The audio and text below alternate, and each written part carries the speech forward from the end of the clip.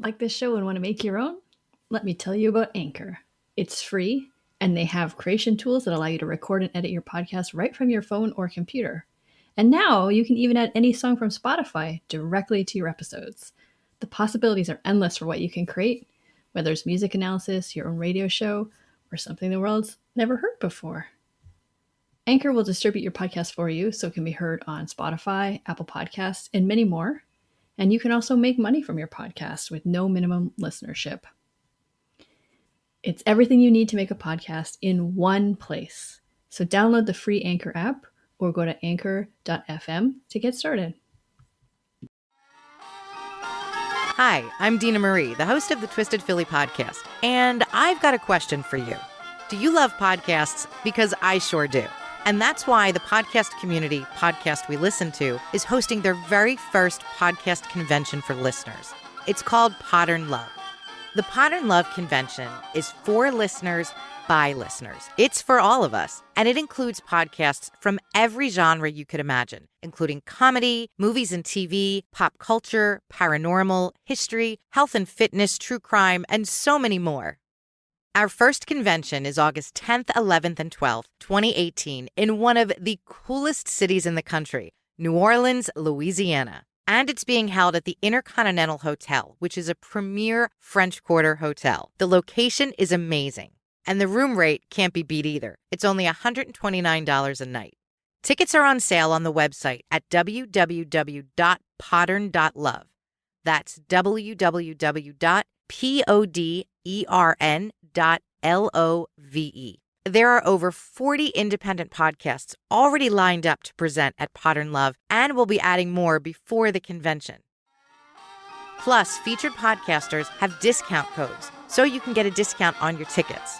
Be sure to follow Podern Love on Twitter and Facebook for the latest convention updates, news, information about new shows that are joining, and links to a dedicated website just for Podern Love attendees to book their hotel room. We can't wait to see you this August in New Orleans.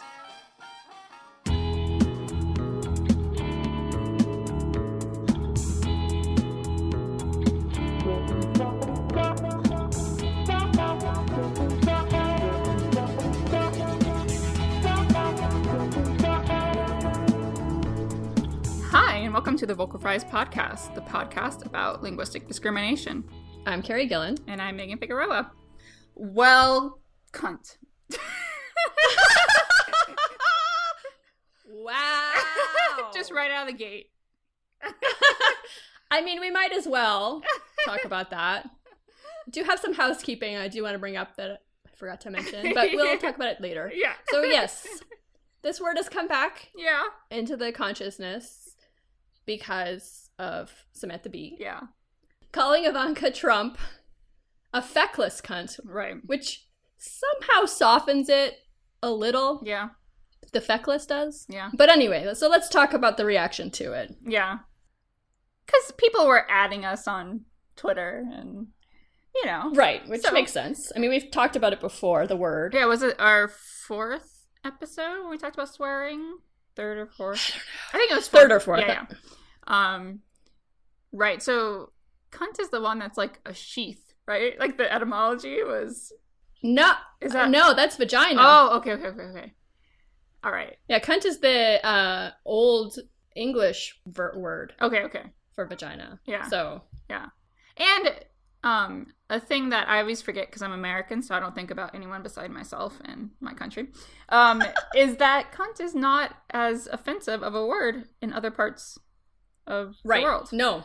So yeah, in North America, it's really quite offensive and is a slur in some cases. Right. But basically, the rest of the English-speaking world, as far as I understand, it's not that bad. Yeah.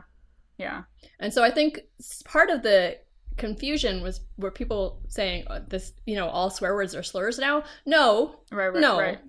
It's a slur only because of who it targets and how it's used. Right. But that's only really true in North America, as far as I understand. Right. And since it was a woman calling a woman this word, it is different than a man using the word to denigrate a woman. Yeah, for me, it's definitely different. Right. I mean, I try not to use misogynistic language at women like that. Right. So, you know, I don't usually call women bitches or things like that. I'll use the word bitches. Yeah. Or I might say someone's a boss bitch, like, Yeah. because there's like, Yeah. right? But not like, you bitch. Right. So I wouldn't choose Mm-hmm. to use this word in this way. Right. It's still a lot less offensive from a woman than it is from a man. And also we have to take into consideration the power differential Right. here. At worst, they're at the same level. Mm-hmm. At worst. Right. That doesn't seem as bad as if she had directed it at someone who had a lot less power than her. Right. Or was a different race. Right. So I just think it's a lot more complicated than saying, oh, it's totally fine, or, oh, it's the worst thing ever. Yeah. Or it's just as bad as calling a black person an ape. No! Right. No, that's...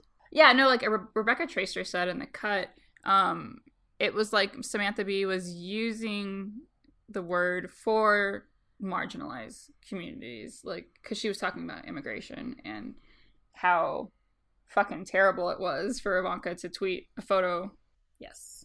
at that specific time of what was happening in the world, and the hashtag "Where are the children?" Again, it goes back to power, and it's really complicated. There's shades of gray, right? Yeah, so part of me understands people who are like, you should never use this word in this way. Okay, maybe that is true. I don't know. Mm-hmm.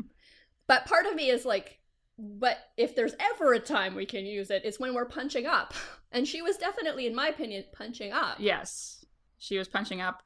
I think we should end it with the best response, in my opinion, which is Sally Field, who tweeted, "I like Samantha Bee a lot, but she is flat wrong to call Ivanka a cunt. Cunts are powerful, beautiful, nurturing, and honest." So here we're seeing some like reclamation of Yes. a slur, right? So Yeah. and well, in that case, the way she's using it is not a slur. So, like, using the word cunt to describe anatomy true. is not a slur. Yeah, good point. You might think it's vulgar or a swear word, fine, but it's not. That is not a slur. So she's reclaiming that aspect of it. Good and point. I definitely think we should do that. Yes. Definitely we should reclaim it in that way. And then if we want to extend it as like, it shouldn't have as much power as it does as a slur, that's harder work. Yes. But anyway, I thought it was very clever, and I loved that response. Me too. And I didn't even know Sally Field was like on Twitter, so No, I didn't either. so bless her for being on Twitter and doing that. It also reminds me of I think it's Dan Savage who says this. Maybe he got it from somewhere else originally, so apologies if that's the case. But one of my favorite things that he's ever said is, or he says constantly, is, you know, pussies are strong. They push out babies. So if you call someone a pussy, it should have the opposite meaning than people intend. It should, yeah. But we hate women. So we should call them scrotums instead, because scrotums are weak. Oh, we've used a lot of words that might make people uncomfortable, so you're welcome. I kind of feel like if you're not up for that kind of talk, you're probably not listening to this. That's true. Okay, so we have some housekeeping. As we mentioned last time, we're going to be at the Potter and Love Convention in New Orleans in August, from August 10th to the 12th. And if you want to join us, there's a 10% off ticket sales code, and it's VOCAL, VOCAL. So that would be awesome if you wanted to come and meet us or meet other podcasters. There's going to be a lot of people there, so I'm excited. It's gonna be fun. And we're going to do a live show there. We are. That is the plan. We have not gotten any of the details down yet, but we are planning on a live show. Hopefully that does work out. Fingers crossed. If you're from New Orleans and you have something interesting to say about language, can you please email us at vocalfriespod@gmail.com? Because, it would be awesome to have someone local to talk to. Another housekeeping, we are on Patreon. So if you are so inclined to help an indie podcast, you can find us on Patreon. The URL is patreon.com/vocalfriespod. So very easy to find. Yeah. And I just want everyone to know the type of sacrifices that we put forth for our art. We turn off our ACs to record so it sounds more professional. And we live in fucking Arizona. In Central and South Arizona. And shit is hot. Hot. It's so hot. So the other way, if you don't feel comfortable giving us a monthly payment, which I totally understand. Yeah. You could also just, throw us a couple bucks, through coffee. Basically pay for a coffee for one of us, and that'd be nice as well. Yes, exactly. So we also had an email from Charlie Lloyd, who had some questions about the non-binary pronoun use. Mm-hmm. I don't want to read the whole email. It's kind of long, but he says, it occurred to me that despite growing up with a fairly conservative variety of British English and not knowing that trans people existed until I was in my late teens, that's kind of normal for many of us. I have always used singular they, specifically for people whose gender was unknown. Yes, that's a pretty standard use of it. So rather than writing him or her or his, her, I'd always write them and their, and much to the distaste of high school English teachers. You sort of touched on this in the episode and made it clear that this usage is very different from the kind of usage that trans people are asking for, but I wanted to mention my experience because British English has a reputation for being incredibly conservative, especially the standard. But I was never told by my family to change this practice despite other prescriptivism being present. I wonder if there's been any research on the subject of singular they in various regional varieties of English. Is the British English more accepting of it, or am I barking totally up the wrong tree? And I want to say, I don't know if there's any research. Yeah, I don't know. But my guess is your family's not going to pick on your speech. There's a difference between how we speak and how we write. Mm-hmm. So your teachers are picking on your writing, and your family would be picking on your speech, usually. Sometimes family members get involved with, reading your writing, but generally that's the case. So if they were only listening to you speak, they might not even notice you using singular they that way, because that's way more accepted than it is in writing. Yeah. But if there is research on acceptability in terms of regions, I would love to hear it. So please let us know. Yeah, and then we'll share. Thank you, Charlie. I'm sorry we didn't get to your entire email, but we're happy that you emailed us. And please, if any of you have questions, feel free to email us at vocalfriespod@gmail.com, or give us a shout on our Facebook page or on Twitter. Yeah, we respond usually. Unless we miss something, but yeah, sometimes I think things get missed, but generally speaking, especially in Facebook, I think it's harder to. Well, I shouldn't say that. Sometimes Facebook eats things. Yeah, like our souls. Oh my god. Okay, well, and the episode today is about ed tech. And I think a lot of us have some sort of experience with it, so. Mm-hmm. So hopefully it's interesting, and keep sending in questions or suggestions. We love to hear from you. All right, thanks.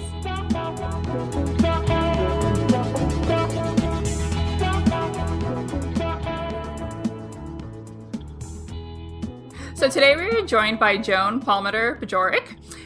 She is a PhD candidate in the Second Language Acquisition and Teaching program at the University of Arizona, and she is interested in educational tech and speech technology. So thank you so much, Joan, for being here with us. Thank you so much for having me. Yeah, and it's so funny. It's perfect day to have you because I just got an email from Duolingo, and we'll get into why that's perfect, but I got an email from Duolingo that's big changes, it's better. We're better now. And so that's kind of the educational tech field that we're talking about, right? Yes. Yeah. So let's get into it then. So could you explain a little bit what educational tech is? Yeah, that's a great question. So educational technology, or ed tech, is a field where we talk about technology supporting learning in more sophisticated ways that you could probably do from a human. So in a classroom, you might have a textbook that has fill in the blank exercises, but through language technology and ed tech, we can do more sophisticated things with speech, with machine learning, with multimodal, we frequently talk about. So you can hear things, you can see things, there are videos built in. So it's really using tech as a support tool for learning. Cool. Yeah, perfect. And so is there science that says that this is a good way to learn?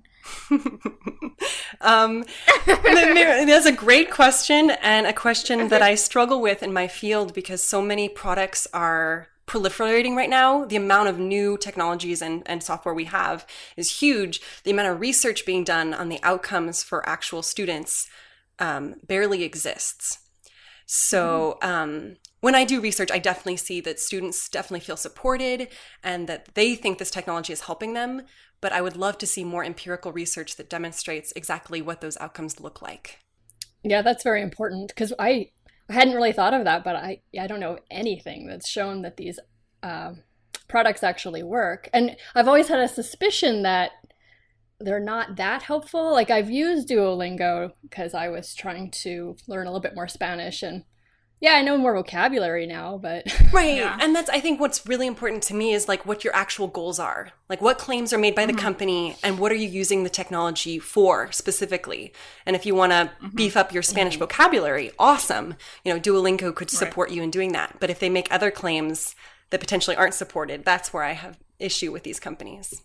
yeah, same. Yeah. And do you feel like they are making claims? Oh, yes. Oh, yes. Okay. do a quick search online and see what kind of things they say about what their product can and cannot do.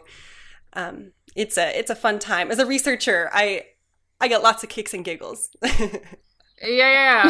Well, I mean, I bet there are a lot of our listeners because I think that I mean we're using Duolingo as an example, but I think we use it because it's so like I think everyone knows what Duolingo is. We say Duolingo and you may have an app on your phone or on your computer, or you've at least heard a friend talking about it. Everyone knows what Duolingo is. It also gets posted a lot, like examples, like example sentences that are really ridiculous. Like, why would you ever need to know this in any language, let alone a second language? Yes. I wish I could think of an example now. There's a whole Twitter. There's a whole Twitter on it, and they're so hilarious. And sometimes it matches up with whatever picture in a hilarious way, you know? So, well, I think that's something pretty impressive about Duolingo is they're a relatively new company and that they're already pretty much a household name is pretty impressive. I think 2011 is when they officially launched.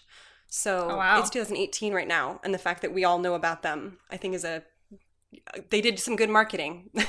Yeah. Yes, they did. No, I thought that they were older than that. Yeah, there's a Twitter called Shit Duolingo Says. Which, yes. Oh my gosh, one of them, the first one that came up was, you must be tired from running through my mind all day. Well, I guess that's the thing that people do say, at least. It's like, true. there are examples that are just things that are never said.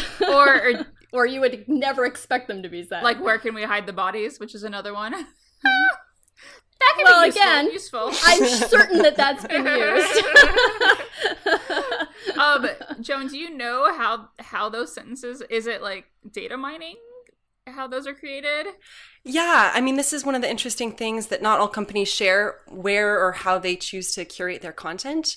But Duolingo, first and foremost, is a big data company. So even though they're a multilingual data company, those are not potentially sentences curated by actual humans. Right. Yeah. Okay. And so I think the question that we want to ask because of the type of podcast we are about linguistic discrimination is, okay, so I have Duolingo on my phone and I'm trying to learn more Spanish, at least vocabulary, because it does help with that. The little flag that it uses is Spain. Yes. So tell me about that. How come it's the Spanish, you know? Yeah. Yeah. This is a question I ask many companies, and most of them laugh. And the biggest concept, I think a lot of companies know that this is a thing, or they have to make choices, right? They choose that image when they put it on Spanish, right? I also see this for English, that they have the British flag. When it comes to British English, even if the language they're actually teaching is American English or New Zealander, you know, so forth. It's really about prestige dialects is what I would say. And especially if it's big data content, they are probably not only using Castilian Spanish, despite whichever flag they use. Right. So, right. And can you tell us just what prestige dialects is for the listeners? Oh, yeah. So I think about this a lot in my work, which languages we choose to teach and learn around the world. And for example, when people want to learn English and they want to improve their English, they're probably not interested in a Mississippi accent. They're probably more interested in learning a affluent speaker dialect of the English language. And so those are, we call them prestige or lower prestige. We can talk about that different. Yes, that's what I want to say about prestige dialects. Yeah, and we've talked about it before, right, Carrie? Yeah, go. Yeah, we have. I was just going to say this leads into a question about your past. So you taught French. Oh, sorry, you taught English in France, right? Yes. Yes, and like this whole idea of prestige dialects comes into play here, right? So can you talk about your experience in France and teaching English there? Absolutely. And I think it would be a big statement to say that I taught English. I would say that I was mostly a cultural liaison. Just to be clear about what my actual role was. It was kind of like Teach for America, but in France. I don't know if you know about TFA. Oh, yeah. Okay. So I worked at 3 underserved middle schools, and I was teaching. I was working on English with a lot of students, and we would be practicing sentences like, "Oh, you need to take your schedules and walk down the corridor and talk to the headmaster." And I was like, "This is not American English." Right? Like I was frequently, implicitly and explicitly told that I spoke a non-prestige dialect. And at one point was told that I spoke vulgar English, which I wanted to die laughing. I was like, really? Like I've never been told before that I spoke vulgar English as my native language dialect. So I'm originally from Portland, Oregon. I've lived most of my, as I grew up in the Pacific Northwest. So that's where I'm from originally. Yeah, I think a lot of American English speakers, at least quote unquote standard American English speakers, have never heard that they speak a vulgar version of English. Right. We're not used to being told that our dialect is somehow not as good. I mean, that's a problem too, but it's interesting to me to hear that. Yeah, if you watch like the news about English language, you'll notice that if anything coming from like say the UK, Americans are ruining English. So it's a thing that exists out there, but Americans don't tend to read international venues as much, so they don't realize that they're being denigrated. Well, and it also makes sense for French learners that they would want to learn a British accent or those lexical items, because that might be the population they would be interacting with if they wanted jobs in London, right? Yes. So it definitely makes sense for practical reasons in that respect. Yeah, and that's true of so if you are taking English, say, in an African country, they learn British English too. Yes, that's what I understand.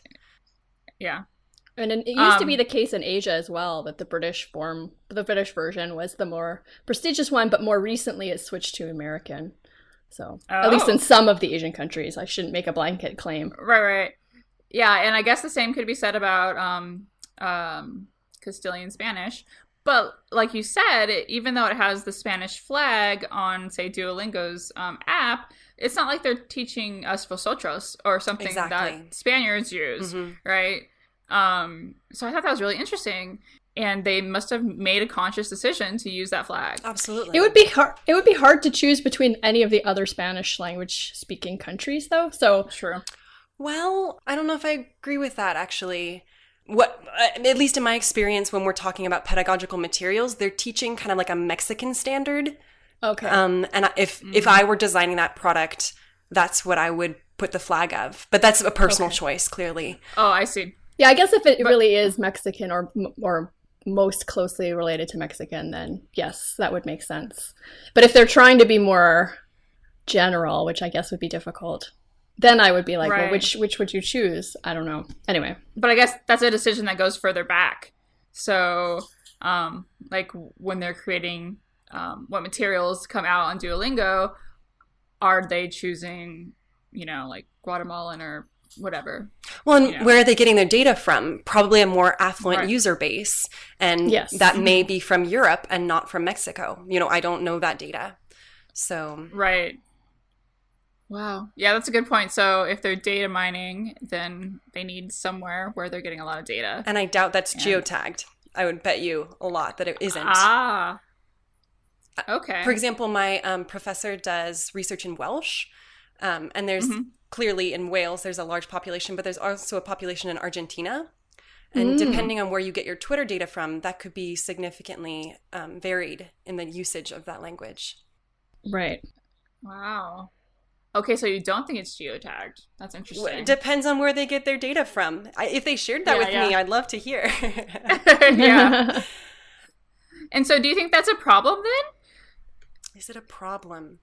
When they're creating these apps and they're telling people that they're learning Welsh, and then you go to an actual Welsh speaker, a native Welsh speaker. I know that for Welsh, it's usually you're usually bilingual in Spanish and Welsh or English and Welsh. But if you go to a Welsh speaker and they're native and they're like, we don't say that here, is that a problem, or what do you think? Oh, they can definitely understand each other, but I think there are cultural positionings.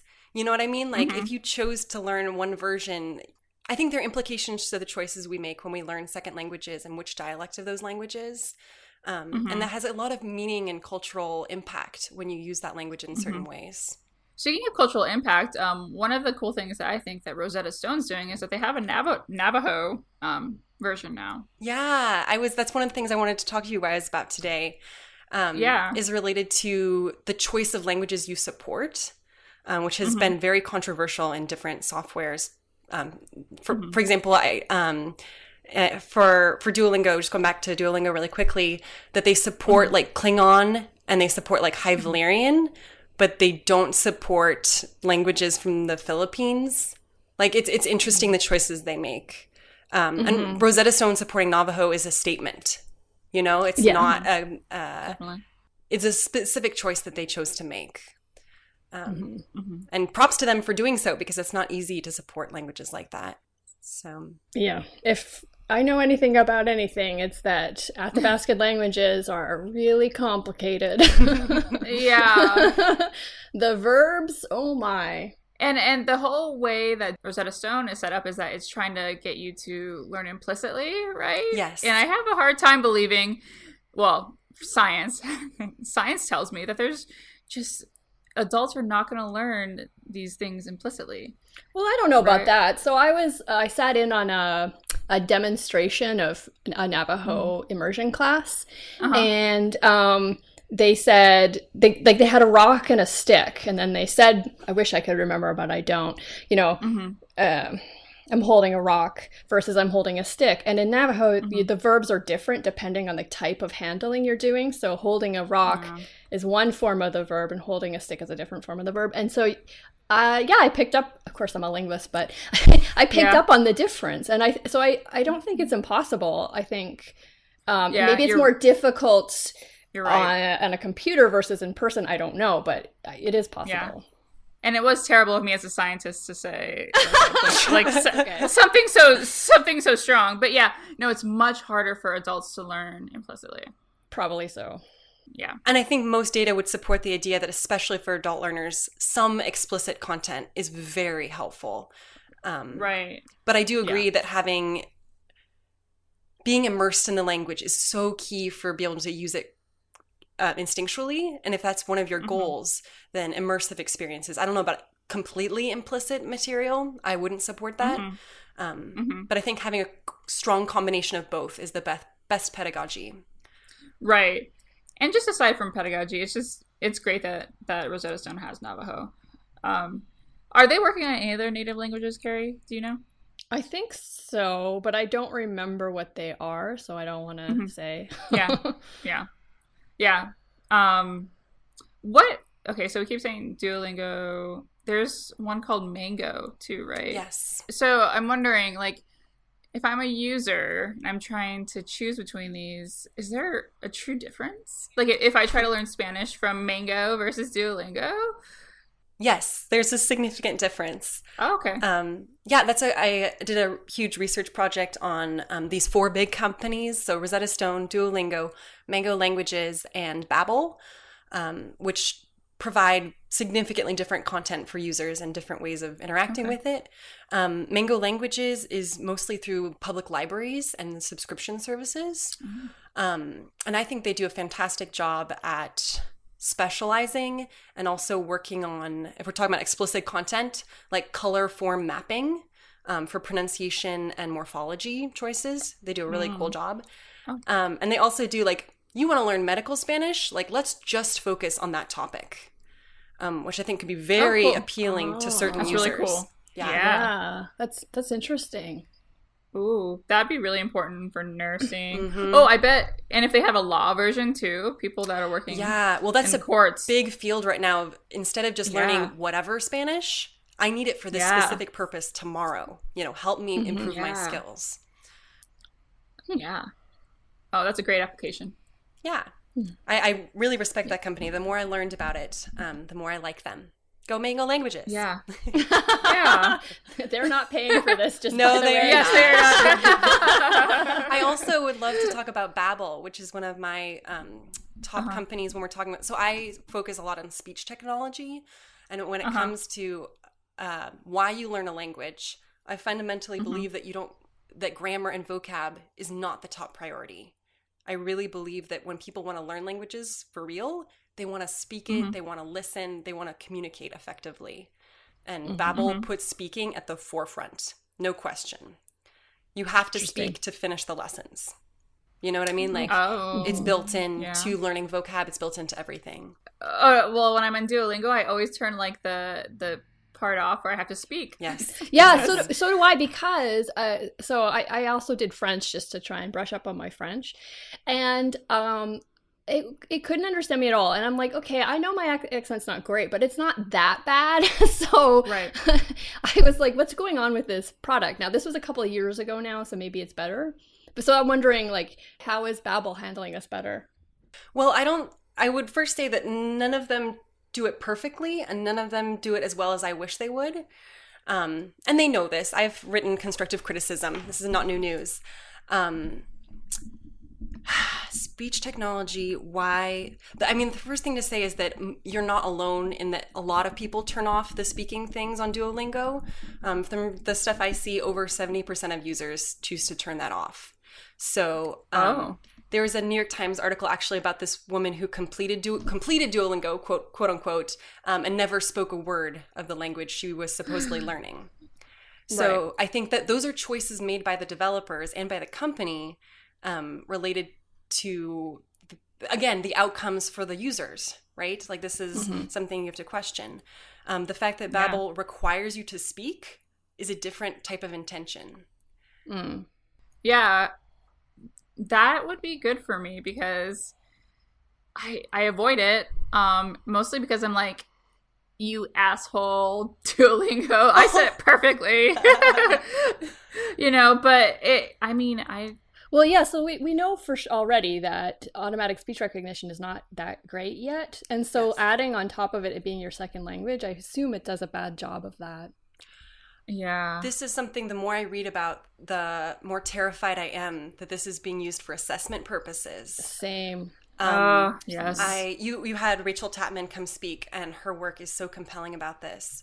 But especially working in language learning and language assessment, if we know that these assessment techniques are not fair, they potentially are not valid, they're giving native speakers bad scores. The fact that immigration services use these to discriminate on who can and cannot move places or jobs. I mean, it gets really problematic really fast.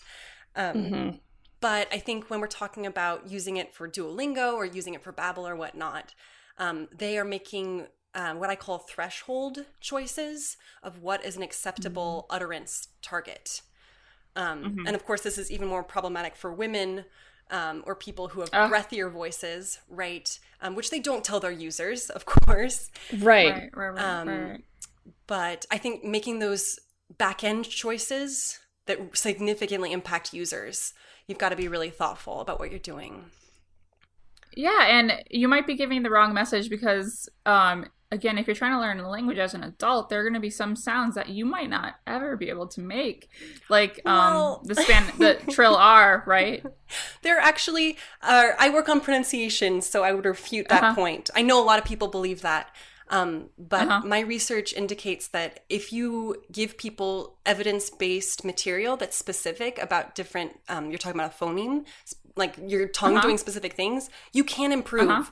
It's just that if you never get practice, you never get feedback, and it's not based on anything real, no, you won't improve, right? I mean, you need to be supported in your learning overall. But how does that play out in how Duolingo recognizes you learning these phonemes or these sounds? I think they care more about amplitude and duration segmentation. I don't think they care if you can do I have not seen their material, but considering the other research I've done, that's what I would guess is actually going on.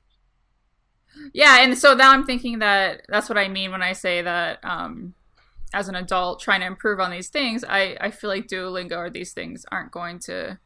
Absolutely.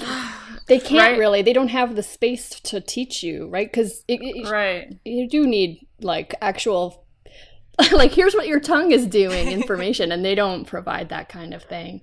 I remember when I was learning French as, a kid and then a teenager, I just couldn't figure out what was going on with the vowels at all. And then when I got into linguistics, I was like, oh, there are front-rounded vowels. I understand now. I do think that just giving information. So also, I learned a bunch of sounds for the indigenous languages that I've worked on that are not part of my native phonology. You can definitely learn them. It's just a matter of, well, I guess a little bit of wanting to, but also understanding what you're actually doing with your mouth.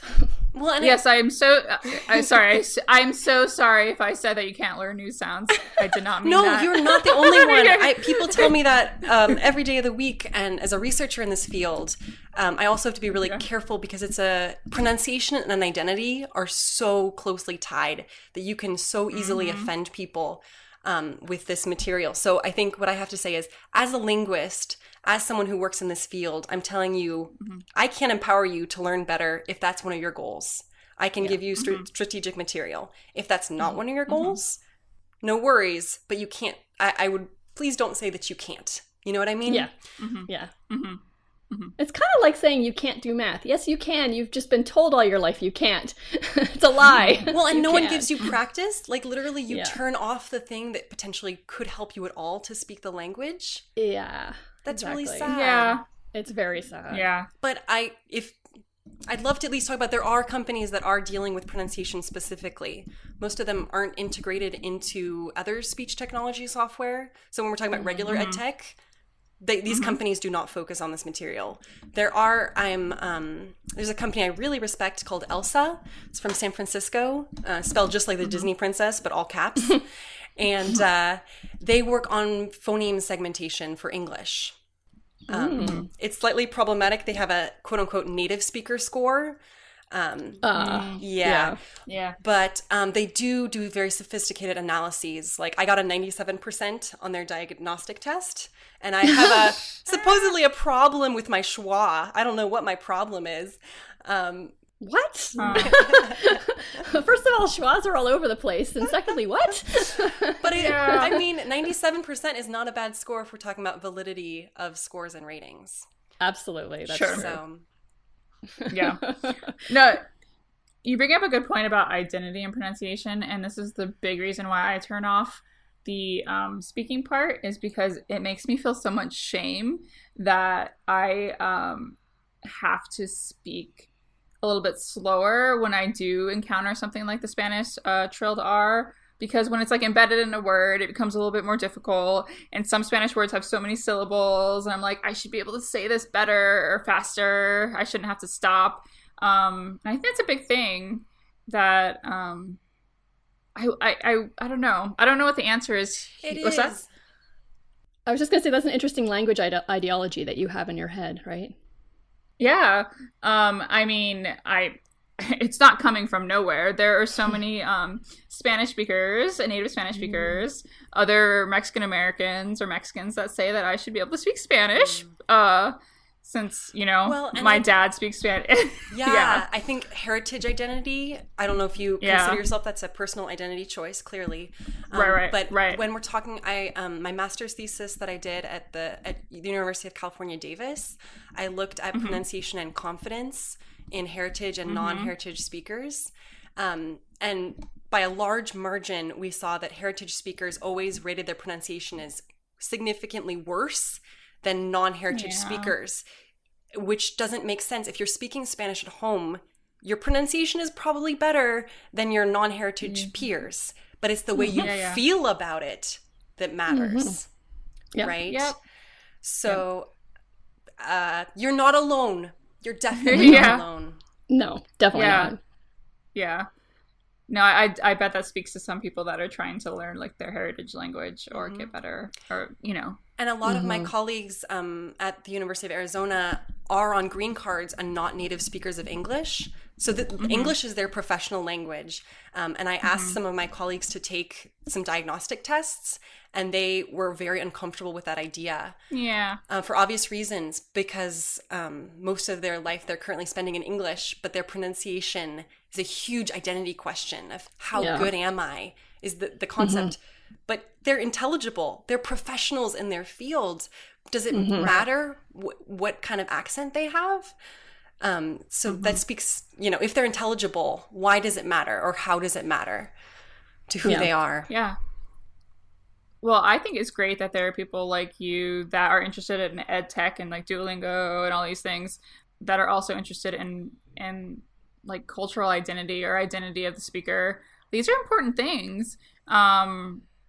And that's why we need linguists at these companies, right? Yeah. I mean, it's not just like, maybe one day, like my friends are always picking up other languages. They're like, I'm going to learn, Dutch or whatever. Just there's no like heritage or like cultural significance for them.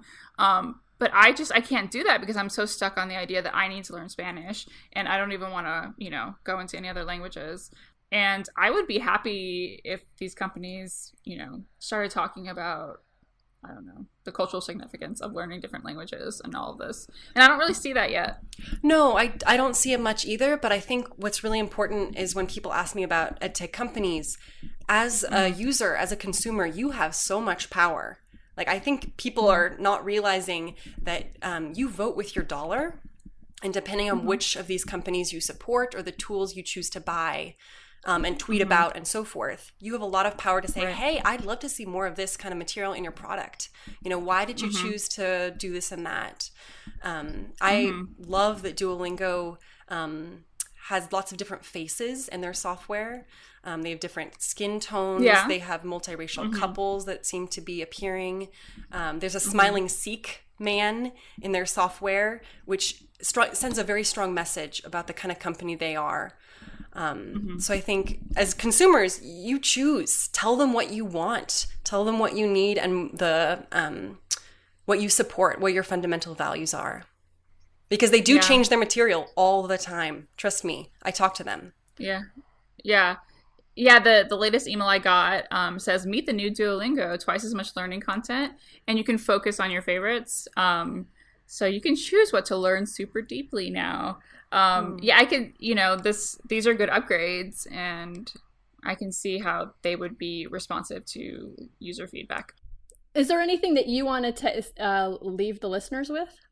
I was just going to say, I know nothing. Thank you for teaching me. Not at all. That has become my your mantra. Aside from like, don't be an asshole, is I know nothing. Thank you. But it was the same when we had Rachel on. So you mentioned Rachel's episode. That was episode 6. So listeners, if you haven't listened to that, these 2 episodes will pair nicely, like wine and chocolate. And also, the other one that we'll pair with is the episode with Ethan Kutlu, who talks about foreign accented speech and how discriminated people can be for having an accent, a particular accent. Yeah, definitely. It's all related, right? It absolutely intersects. Yeah. Well, and I think this is the concept. So we're talking about educational technology, but also about speech technology and choices that are being made. And I'm I love ed tech, but I currently am pivoting more into speech technology in general when it comes to voice assistance, as voice is being integrated as a user interface, how, Alexa and Google Homes are becoming more and more prevalent. NPR just did a study with the Edison Group that now 1 in 6 Americans owns what's called a smart speaker. Wow. Which, of course, is just a certain type of American, right? That's not all American. If we're talking about demographics and socioeconomic status, 1 in 6 a of large percentage. Certain people. But I think when we talk about choices that are being made in the future of this field, it's really about the native language and speech technology. And I'm hearing a lot of stuff about privacy questions. Which there's a totally different discussion, but is also a really important one when we're talking about big data companies and what they're doing with the data we give them or choose not to give them. Yeah. So. Okay. Well, yeah. That's a whole other topic that I am really fascinated in, but... Yeah. Absolutely. Yeah. No, but I think I just want to say that those are connected. No, I want to make sure that that's mentioned. Yes. They're definitely connected. Okay, well, awesome. Thank you so much for being our guest. Yeah. Thank you. It's wonderful. Yeah. Yeah, thank you. And we leave our listeners with one final thought. Don't be an asshole. Don't be an asshole. Don't be an asshole. Do not be an asshole. Oh, thank you. All right. Bye. Bye-bye. The Vocal Fries podcast is produced by Chris Ayers for Halftone Audio. Theme music by Nick Granum. You can find us on Tumblr, Twitter, Facebook, and Instagram at Vocal Fries Pod. You can email us at vocalfriespod@gmail.com.